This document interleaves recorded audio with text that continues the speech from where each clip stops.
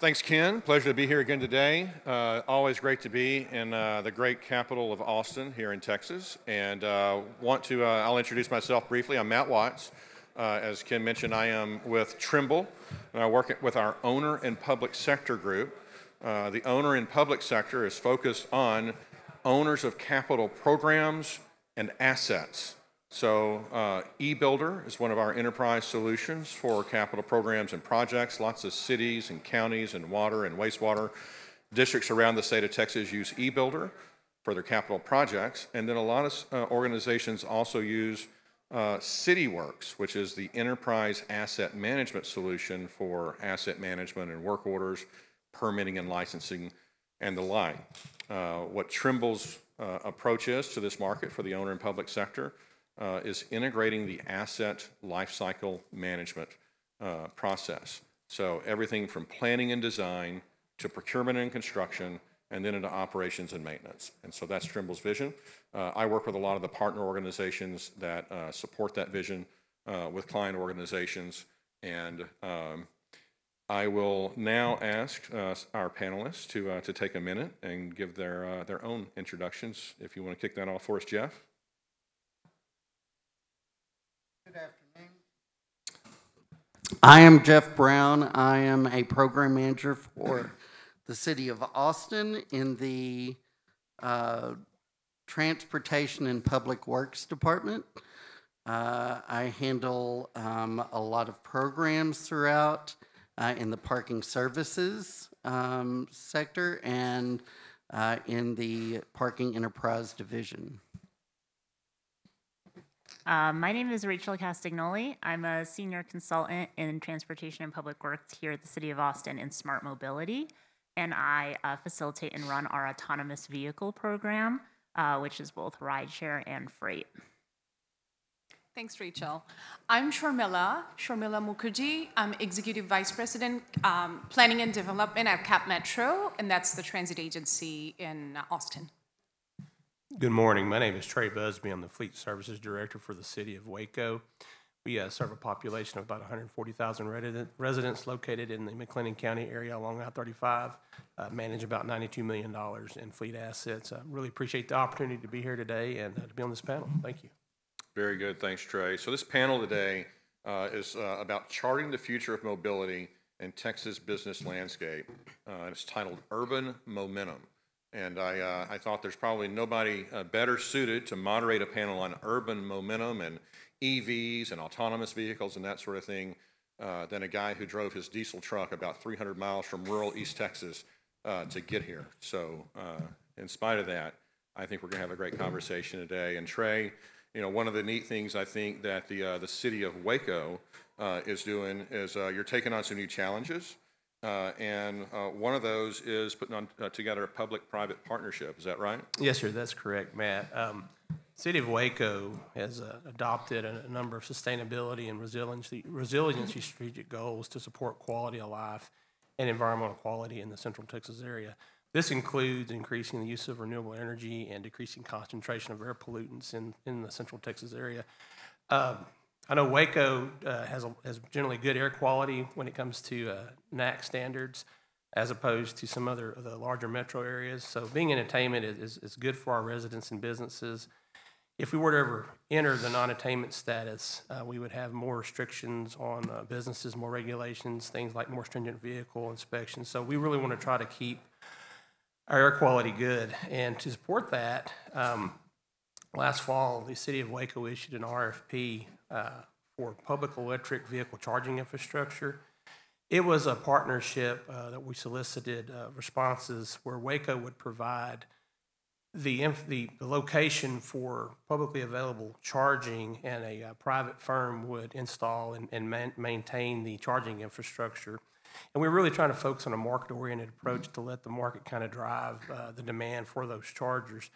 We're currently in contract negotiations with a national firm to install a publicly accessible level 3 chargers at key city facilities, and that would include things like our Cameron Park Zoo and our Waco Convention Center, where we have a lot of traffic coming through there. Our general specifications for the project were that the EV charging stations would be non-proprietary, they'd allow open access payment methods and be publicly available. Some of the other expectations we had is that the firm would be required to acquire, install, and maintain those charging systems and collect data. I think that's a lot of what folks are looking at right now when it comes to mobility solutions, collecting data to justify your decisions. And so we would want, our goal, our expectation with the agreement is to have that firm share the duration and frequency of use of those charging systems. We did apply for some charging and fueling infrastructure grant funding and some funding through the National Electric Vehicle Infrastructure Grant Program, but we were not successful, and so we're moving into some other grant opportunities, specifically EPA's Climate Pollution Reduction Grant Program, and if we don't get that, we may take into account using some local funding through our city budget process. So we're moving forward with that. Thank you. Thanks, Trey. Surprise/bonus question for you. I'm curious, I don't know if you know, but you're putting in charging stations. I saw a whole bank of Tesla superchargers the other day, or yesterday, I guess, in Georgetown. How much does one of those cost? You're asking these private firms to come in and install an EV charging station. I mean, it can be $1 million, it can be 100. It depends. Yeah, it depends on the scope and the scale. Sure. I mean, and it's not just the charger itself; it's the supporting infrastructure. Sure. You've got to put in place, the transformers. Right. When you get into level 3s, you're looking at tens of thousands of dollars. Level 2s are probably a couple of thousand. Okay. But there are some additional expenses that go with the support. So a level 3, $10,000, $20,000, $30,000 wouldn't be a surprise. Level 2, 2 to 5 or something like that. Yes, sir. Okay. Yes, sir. Just curious about that. Had no idea how much those cost. Yes, sir. So Sharmila, Cap Metro, by the way, a great client of Trimble. They use our eBuilder product for managing your capital programs and work with one of our partners, HDR. Tell us a little bit about Cap Metro and how it's changing the composition of your modes of transportation around the city. Absolutely. I almost want to join the conversation that he started, but I will go back and be Yeah. global. So first off, it's really good to share at this stage with City of Austin, because what we do here at Cap Metro, and when we talk about sort of diversification of mode, it essentially stemmed from the work that was done by City of Austin through Austin Strategic Mobility Plan recommendation. And the work that was done, it's quite groundbreaking, and that led to an understanding and community understanding that Austin cannot really be kind of doing business as usual. So how do you do that? So there came Project Connect, and voter-approved referendum through that passed the high-capacity transit referendum for light rail, as you very well know. But along with that, there was also Metro Rapid project, which is a corridor-based BRT project, and new pickup zones, which is our app-based, our Uber Lyft counterpart, if you would, with a lot more sort of warranty-based and safety and security regulated environment. Now, Austin's growing, as you know. It's essentially doubles its population every 20 years. So in that space, you need a variety of strategy. That's transportation demand management, and that's really something that City of Austin is focusing on. And Cap Metro's, we see our job to really be able to contribute and support and lead in the sustainability goals. So our vehicle, like fleet transition, is one of our biggest priorities right now, along with sort of working with Austin Transit Partnership, that Cap Metro and City of Austin jointly founded to deliver the light rail program. So there are, one of our goals was to be fully carbon neutral by 2040. And as an agency of this size in a city of this size that's growing, it was a very ambitious goal to be carbon neutral and to achieve that by 2040. We're still sticking to that goal, but our path to that has changed a little bit. And I will talk about that in this answer. So initially we thought that we're gonna be 100% a battery electric bus with associated charging infrastructure and whatnot. And the landscape has changed. Since then came COVID. Our demand and supply chain issues are really impacting. And then one of our major suppliers have declared bankruptcy. So Proterra bankruptcy has really impacted how we view our carbon neutrality goals. So what we are doing right now is we are still sticking to that. That's our end goal is still to be carbon neutral, but our path of getting there is through hybrid and a mix of BEV. We also found charging infrastructure to be a huge impacting factor. It increases our real estate cost, overall project cost. So we are receiving, good news is, we are receiving 100 new battery electric buses this year by mid-2024, even with all of the challenges that I outlined, and like 157 chargers by next year. Not to go too deep into this, but that's sort of our plan for now. But as we replace our fleet, we are going to have a little bit more moderated approach to how we manage our service reliability. We're making sure that the buses that we buy are able to meet the pullout, and it's just basically a more sustainable way of looking at both service and our future goal. Okay, that's great, Sharmila. So as a parent, you're not supposed to have a favorite child. As a moderator, you're not supposed to have a favorite panelist. But Rachel, I won't say you're my favorite, but I think you've got a really interesting topic. It's autonomous vehicles within the city of Austin. You've got some pretty neat stuff going on. Tell us about it. Yeah. So in 2017, the city of Austin adopted a smart mobility roadmap. And then, as Sharmila just said, the Austin Strategic Mobility Plan. But last year, we started seeing autonomous rideshare in Austin. And under Texas law, cities and localities cannot put any regulations on autonomous vehicles. That's fully driverless vehicles. These vehicles typically have LiDAR, radar, and video. And they're feeding a computer that's driving around the streets of Austin. And have any of you been in a driverless vehicle, taken a ride? Yeah. Yes. That back there has, as have I. And it's really exciting. We think that there's a lot of possibilities. They're doing a lot of work with disability advocates, with other people. It's going to be a great option amongst all the other transit and mobility options in Austin. We're really excited about it. But in 2017, when we started talking about autonomous vehicles, we had the idea that we would have connected infrastructure, and they would talk to signals, and they would talk to other vehicles. And the way it's rolled out has been, they don't need any of that. They are driving based on kind of the dumb infrastructure of striping and signage. So in 2023, we had about 150 autonomous vehicles providing rideshare in Austin. The company Cruise, which is a subsidiary of GM. And today we have Waymo, which is a Google subsidiary, providing autonomous rideshare in Austin starting yesterday.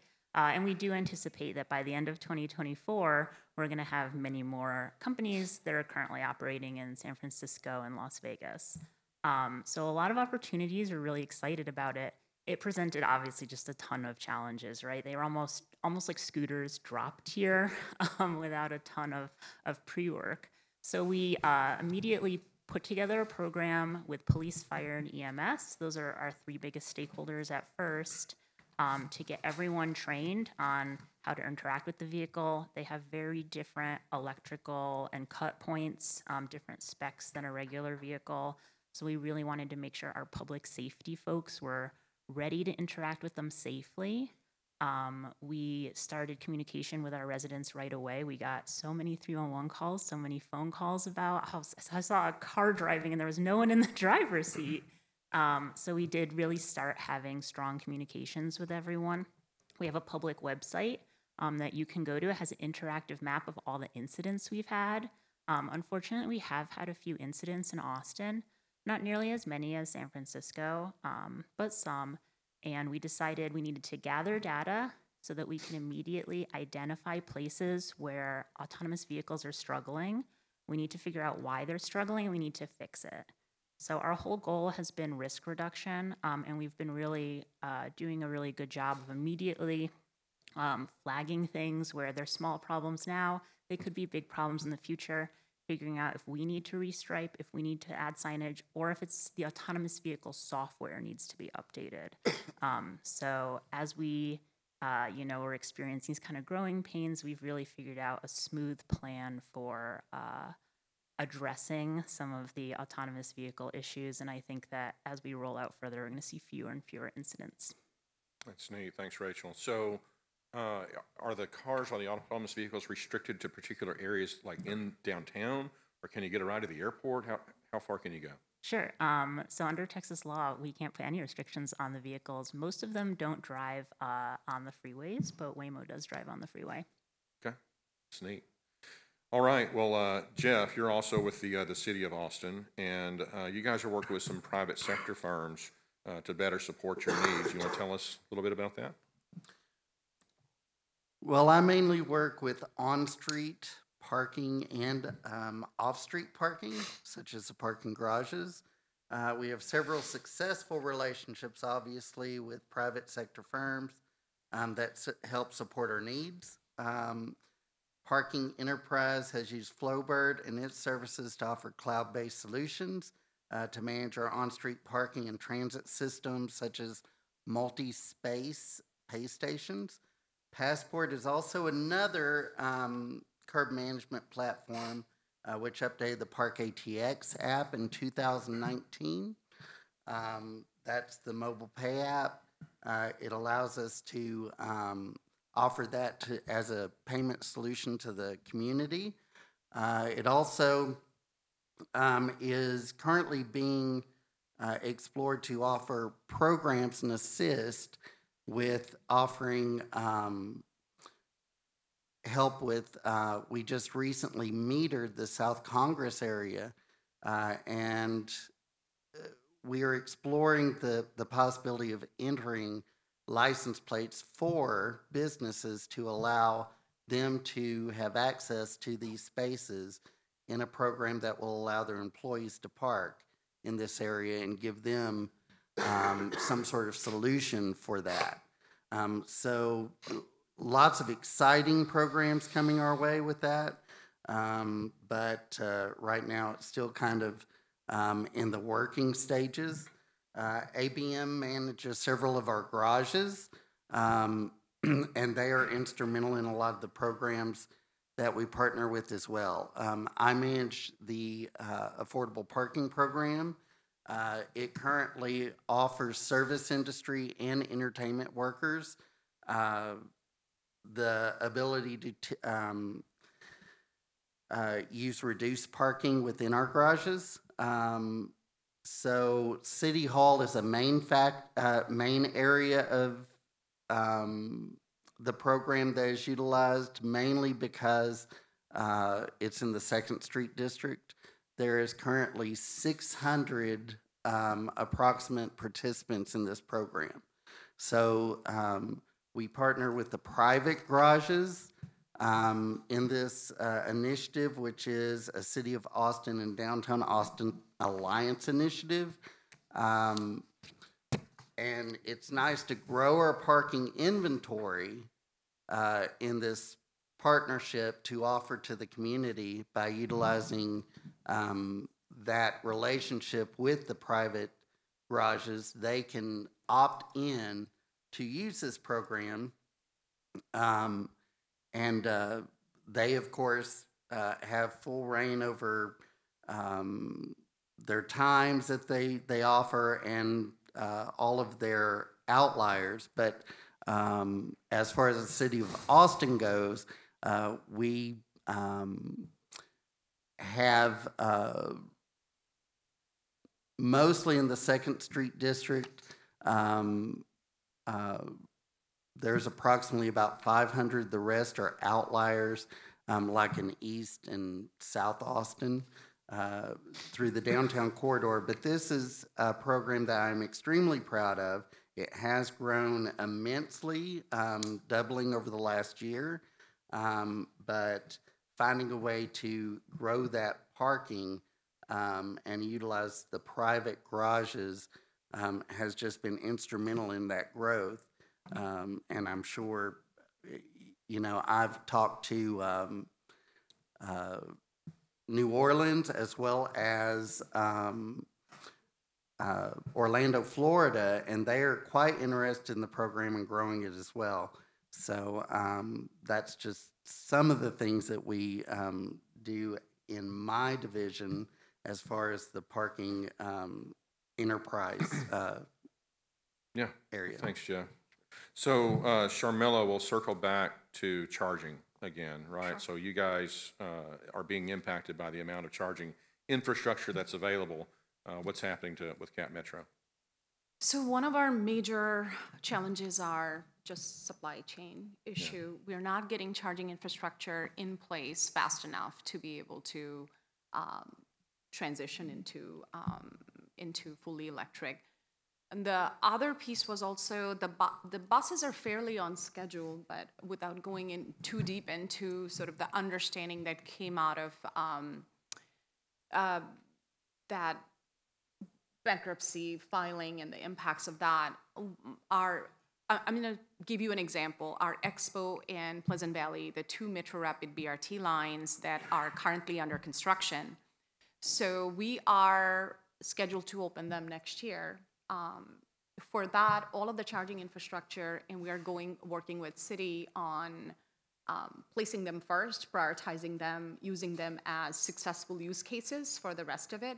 But we're retrofitting our 2910 East 5th, our major facility, to have the depot-based charging infrastructure. One thing we are finding is that this is a multi-pronged approach and not just one way to solve this. So what we are working with our COO as well as our CEO are part of the group that are working with the OEMs, with American Public Transportation Association, APTA group that's working with FTA on resolving this. It's not a Capital Metro issue, or it's an industry issue. And in some ways, our aspirational goals were a little ahead of what the demand and supply chain could accommodate, and we're learning that.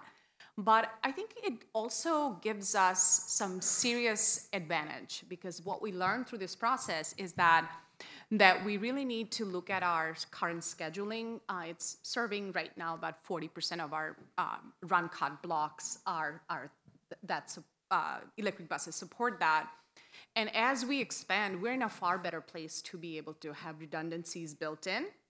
And I think that's one of the advantages. Yes, the path of getting there wasn't quite easy, but we learned a lot from it. The other thing we are focusing on is really monitoring technology and see where interoperability would work best. That's one of our biggest focus areas. We are going to make sure that charging infrastructure is interoperable between vendors, and that as we fine-tune our transition plan, we would monitor the technology of choice. So we hired appropriately in-house, where folks are capable enough and technically sound to be able to make those determinations in-house, and then be able to communicate both with the OEMs and the industry, and work with City of Austin on the charging infrastructure, plan ahead for the real estate, because you do need real estate to put charging infrastructure in place, and you do need permitting for them. So all of those pieces are far better sorted out now than it was when we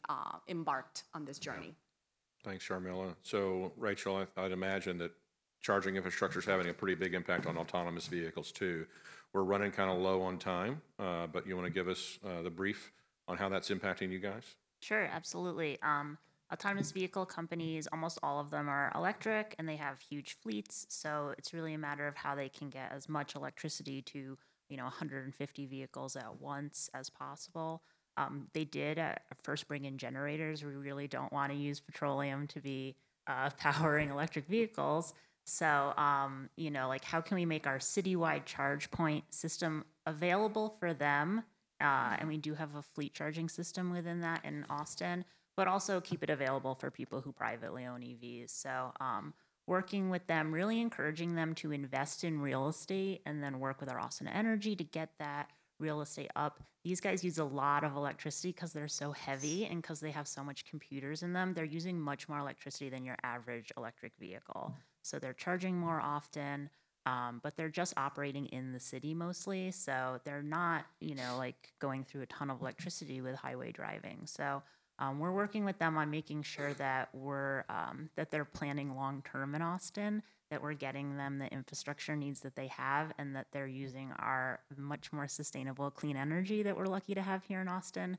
We have a lot of wind and solar to power their fleets. Yep. So, Jeff, yesterday I got my big truck parked. Parking is an issue in Austin, right? And once I got it parked, I said, okay, should I walk or Uber or drive to dinner at Cooper's last night? And the guy there at the parking lot said, probably best to Uber, right? Because the parking down there is tough. And so I Uber, and my Sudanese Uber driver, very nice guy, didn't know his way around the city. And his map took him to 2 construction areas, right? That roads were blocked off. And I thought, well, that's a problem, right? Maps are routing people into construction zones. One of the neat things Trimble's done is we've tied in our Trimble CityWorks solution with Google Maps. So when CityWorks does asset management or work orders and there's a road and it's closed, the CityWorks data gets passed over to Google Maps, and Google Maps says, don't go that way. So kind of neat. You're working on a dynamic signage program that can kind of do the same thing. Tell us about that. So finding digital signage obviously refers to integrating modern technology with traditional navigation methods to guide people through a specific environment. We identified areas throughout the downtown corridor involving Cesar Chavez to place 5 digital signs that involve specifically 3 garages by placing counters at each exit and entrance of each garage, which is City Hall, C Home, and the Central Library. It counts the number of parkers that enter and exit the garage, keeping a garage count that communicates with the software of these signs that are installed on the major downtown corridor Cesar Chavez thoroughfare, and it communicates with them and gives them how many spaces are left in that garage if they go and park in that garage.